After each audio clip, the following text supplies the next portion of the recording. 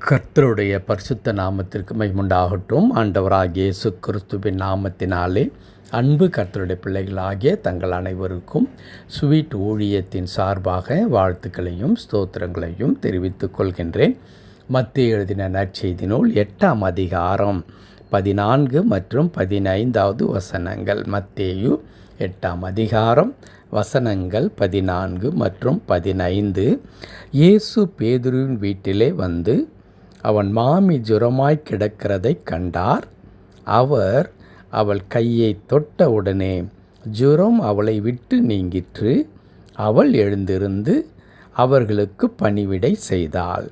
இயேசு பேதுருவின் வீட்டிலே வந்து அவன் மாமி ஜுரமாய் கிடக்கிறதைக் கண்டார்.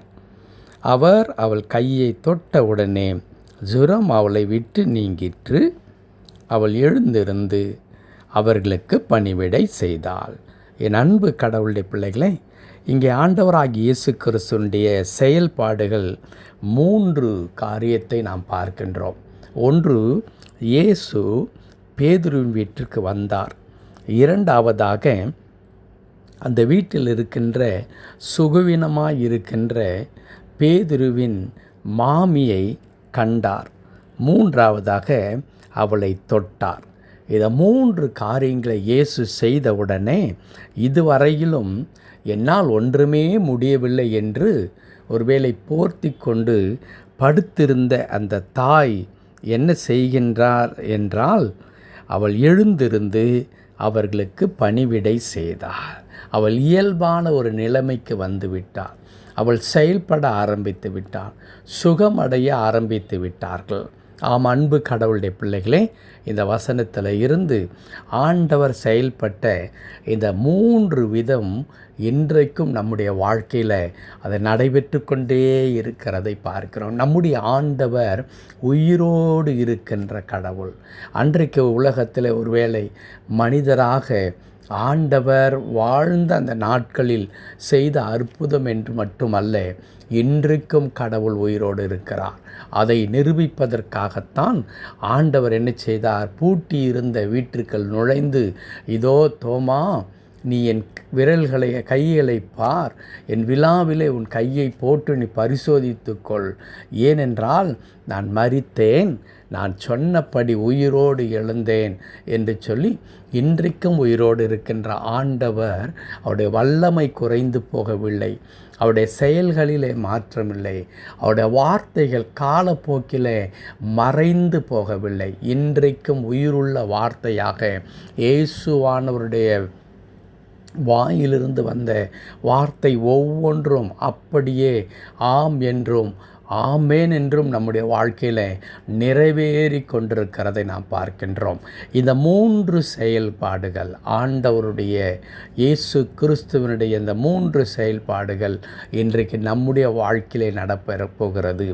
ஒன்று, இயேசு நம்முடைய வீட்டிற்குள்ளாக வருகின்ற ஆண்டவர். இன்னொரு விதத்தில் நான் சொல்ல வேண்டுமென்றால், பேதுருவின் வீட்டில் ஒரு தேவை இருந்தது, ஒரு குறைவு இருந்தது. என்ன? அந்த தாய் சுகவீனமாக இருக்கின்றார்கள். ஸோ அந்த சுகவீனமாக இருக்கின்ற அந்த தேவை நிறைந்த பிரச்சனையில் உள்ள அந்த வீட்டை தேடி இயேசு சென்றார். ஆமென். அன்பு கடவுளுடைய பிள்ளைகளே, நாம் பிரச்சனையோடு கூட கஷ்டத்தோடு கூட இருக்கும் பொழுது, ஒருவேளை நம்முடைய உறவினர்கள் நம்முடைய பக்கத்தில் வராமல் இருக்கலாம். நம்முடைய நண்பர்கள் வந்து எப்படி இருக்கிறாய் என்று கேட்காமல் இருக்கலாம். அல்லது பக்கத்தில் இருக்கின்ற அயலகத்தாரோ, தெரிந்தவர்களோ, அல்லது நாம் நேசிக்கிறவர்களோ நம்மிடத்தில் வந்து, உனக்கு என்ன பிரச்சனை இருக்கிறது, எந்த விதத்தில் நான் உனக்கு உதவி செய்ய வேண்டும் என்று சொல்லி கேட்காமல் இருக்கலாம். ஆனால் இயேசு நம்முடைய வீட்டை தேடி வருகின்ற ஆண்டவராக இருக்கிறார். நம்முடைய வாழ்க்கையில் நமக்கு உதவி செய்யும்படியாய் ஆண்டவர் நம்மை நோக்கி வருகின்ற ஆண்டவர். இரண்டாவதாக, அங்கே வந்த உடனே யார் துன்பத்தில் இருக்கிறார்களோ, யார் கஷ்டத்தில் இருக்கிறார்களோ அவர்களை தொட்டார் என்று எழுதியிருக்கிறது. பேதுருவின் மாமியை இயேசு தொட்டார். கர்த்தருடைய பரிசுத்த நாமத்திற்கு மகிமை உண்டாகட்டும். நம்முடைய பிரச்சனைகளை தொடுகின்ற ஆண்டவராய் நம்முடைய ஆண்டவர் இருக்கின்றார். அங்கே சுரமாயிருந்த அந்த தாய் அவர்களை ஆண்டவர் தொடுகின்றார். தொட்ட உடனே என்ன நடக்கின்றது? அங்கே பிரச்சனைகள் மாறுகின்றதை நாம் பார்க்கின்றோம். மூன்றாவதாக நாம் பார்க்கிறோம், இயேசு பேதுருவின் வீட்டில் அதை வந்த ஆண்டவர் மாமியினுடைய ஜுரத்தை கண்டார் என்று சொல்லி பார்க்கிறோம். நம்முடைய பிரச்சனைகளை காண்கின்ற ஆண்டவராக, நம்முடைய தேவைகளை அறிந்திருக்கின்ற ஆண்டவராக இருக்கிறார். ஆகவே தான் அவர் அந்த வீட்டை தேடி வந்து அவர்களை பார்த்து, நான் வந்திருக்கிறேன், உங்களுக்கு உதவி செய்வேன் என்று சொல்லி ஆண்டவர் அந்த பெண்மணியை தொடுகின்றார். தொட்ட மாத்திரத்தில் அங்கே மாற்றங்கள் உண்டாகிறதை நாம் பார்க்கிறோம். நம்முடைய வாழ்க்கையில் கூட கடவுள் தொடுகின்ற சமயத்தில் நாம் வந்திருக்கின்றோம். நம்முடைய பிரச்சனைகளுக்குள்ளாக கடவுளுடைய கரம் கடந்து வருகிறது. அவர் தொடும் பொழுது அங்கே நிச்சயமாக என்ன செய்யும்? மாற்றங்கள் வரும். வேதத்தில் எங்கெல்லாம் இயேசு தொட்டாரோ அங்கெல்லாம் அற்புதங்கள் நடந்ததை அல்லது மாற்றங்கள் உண்டானதை நாம் பார்க்க முடியும் இல்லையா? பார்வையற்று இருந்த கண்களை ஆண்டவர் தொட்டார், பார்வை வந்தது இல்லையா? என் அன்பு கடவுளுடைய பிள்ளைகளே, அவர் மரித்த ஒரு மகனை அடக்கம் செய்யும்படியாய் கொண்டு செல்லும் பொழுது அவருடைய பார்வையை தொட்டார், அந்த பாடையை தொட்டார். அங்கே அந்த மரித்த வாலிபன் எழும்பி நின்றான் என்று சொல்லி நாம் பார்க்கின்றோம்.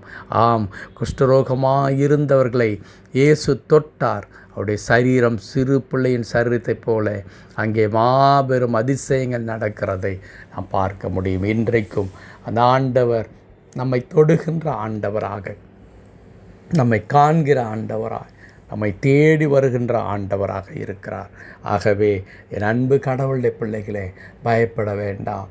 இயேசு எப்பொழுதுமே நம் அருகிலிருந்து நமக்கு உதவி செய்யும்படியாய் அவர் வாஞ்சியோடு கூட நம்மிடத்தில் வருகின்ற கடவுள். ஒருவருக்கும் அவர் தூரமானவர் அல்ல.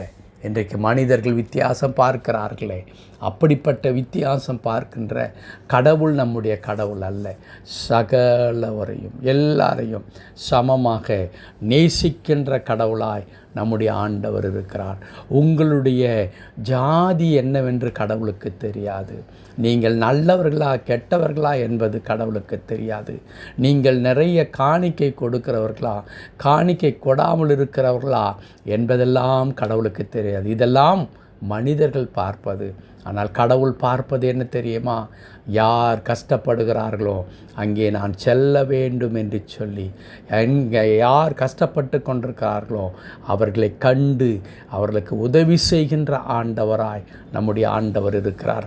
ஆகவே என் அன்பு கடவுளுடைய பிள்ளைகளே, யாருமே எங்கள் வீட்டிற்கு வந்து நாங்கள் எப்படி இருக்கிறோம் என்று ஒரு வார்த்தை கூட கேட்பதில்லை. எங்கள் உறவுகளெல்லாம் எங்களை தூர வைத்து விட்டார்கள், எங்களை பார்க்கும் பொழுது ஒதுங்கி போய்விடுகிறார்கள் என்று நீங்கள் நினைக்கலாம். ஆனால் இயேசு அப்படி ஒதுங்கி போகிற கடவுள் அல்ல. உங்களை தேடி வந்து உங்களை பார்த்து உங்களை தொட்டு உங்கள் வாழ்க்கையில மாபெரும் மாற்றங்களை உண்டாக்கி தருகின்ற ஆண்டவராக இருக்கிறார். இந்த நல்ல ஆண்டவருக்கு நன்றி செலுத்துவோம். ஆண்டவரை நோக்கி பார்க்கலாம். கிருபை நிறைந்த எங்கள் நல்ல ஆண்டவரை உம்மை நன்றியோடு துதிக்கிறோம். பேதுருவின் வீட்டை தேடி வந்த கடவுள், அங்கே படுத்திருந்த அந்த தாய் அவர்களை பார்த்த கடவுள், அவர்களை தொட்டு சுகமாக்கி ஆண்டவரே அவர்களை இயல்பான வாழ்க்கைக்குள்ளாய் கொண்டு வந்ததைப் போல எங்களுடைய வாழ்க்கையிலும் கர்த்தாவே நீர் இந்த 3 விதத்தில் நீர் செயல்பட்டு கொண்டே இருக்கிறதற்காய் தோத்திரம். எங்களிடத்தில் வருகிறீர், எங்களை தொடுகிறீர், எங்களை காண்கிறீர். உம்மை நன்றியோடு ஸ்தோத்திரிக்கிறோம் கர்த்தாவே. திருக்கரத்தில் தாழ்த்தி அர்ப்பணிக்கின்றோம். எங்கள் ஒவ்வொருவரையும் ஆண்டவர் பொறுப்படுத்திக் கொள்ளும். இதோ இந்த வசனத்தை கேட்கிற மூலமாக உம்மை நோக்கி பார்க்கிற எங்கள் வாழ்க்கையில் ஆண்டவரே இருக்கிற பிரச்சனைகள் உமக்கு தெரியும். எங்களை நீர் காண்கிறதற்காக உமக்கு ஸ்தோத்திரம். எங்களை தேடி வருகிறதற்காக உமக்கு ஸ்தோத்திரம். எங்களை தொடுகிறதற்காக உமக்கு ஸ்தோத்திரம். தாழ்த்தி அர்ப்பணிக்கின்றோம், பொறுப்படுத்திக் கொள்ளும். மீட்பர் நாமத்தில் ஜெபிக்கிறோம் எங்கள் நல்ல பிதாவே. ஆமென், ஆமென்.